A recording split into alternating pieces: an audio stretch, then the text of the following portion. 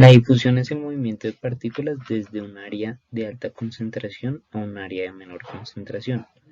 Las partículas individuales se mueven al azar, como se puede evidenciar en la imagen 2 y 3, pero con la diferencia que permiten que los gases y líquidos se mezclen.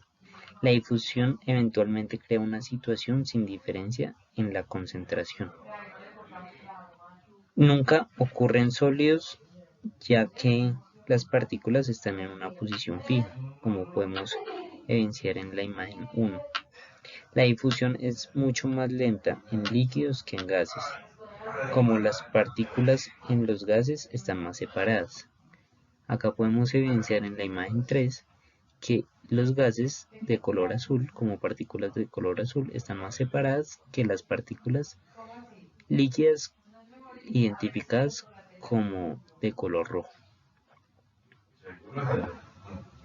En la imagen 1 vemos por un lado las partículas de gas y las partículas de líquido.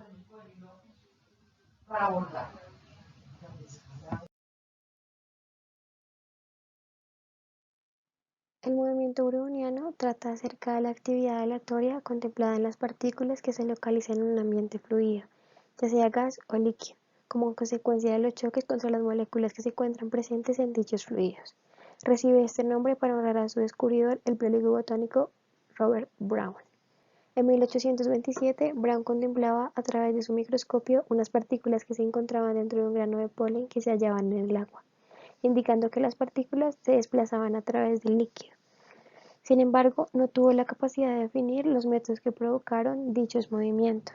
El movimiento apresurado de estas partículas se produce debido a su superficie de ascendida persistente, eh, por las moléculas presentes en el fluido y las que se somete a una alteración térmica.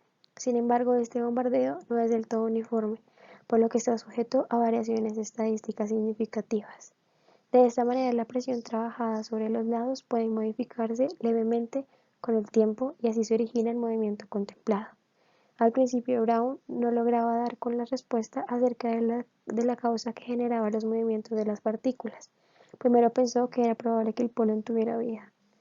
Para probarlo, colocó en un envase lleno de agua un poco de polen de plantas que tenía hace mucho tiempo muertas y pudo observar que el polen presentaba los mismos movimientos. La velocidad en la que se lleva a cabo la difusión se ve afectada tanto por la masa molecular como por el tamaño de la partícula. Entre mayor sea la masa molecular, mayor será el tamaño de la molécula. Con respecto a la imagen presentada, se puede evidenciar que las partículas de neón se mueven más lentas que las partículas de oxígeno, debido a su tamaño y masa. La temperatura de un fluido está directamente relacionada con la energía cinética de las partículas de este. Esto quiere decir que hay una relación entre la temperatura y el movimiento de las partículas, que la velocidad de las partículas aumenta conforme aumenta la temperatura. Como se muestra en la figura, podemos mostrar la temperatura en 0 kelvins, que las partículas se mueven muy lentamente, y cada vez que va aumentando hasta llegar a 1000 kelvins, la velocidad aumenta de las partículas. Por consiguiente, podemos decir que en cuanto más rápido se muevan las partículas, más rápido se difunden. Como conclusión, podemos decir que la difusión es una mezcla gradual de material de tal manera que la distribución de las moléculas sea uniforme. También, por otro lado, podemos decir que el resultado final de la difusión molecular se denomina equilibrio dinámico. Las conclusiones sobre el movimiento browniano son: la primera, que las moléculas del agua chocan con las partículas de polen; la segunda es que igual pasa con los gases como lo es el aire; la tercera es si calentamos el agua o los gases, las moléculas van más deprisa y las partículas se mueven más rápido; y la cuarta es que pues, las moléculas van, a su vez están en constante movimiento por efecto de fuerzas externas al líquido. esas interacciones moleculares o incluso por los cambios producidos en los niveles de energía de la estructura subatómica. De este modo, pues Einstein llegó a la conclusión de que el movimiento browniano es intrínseco a la materia.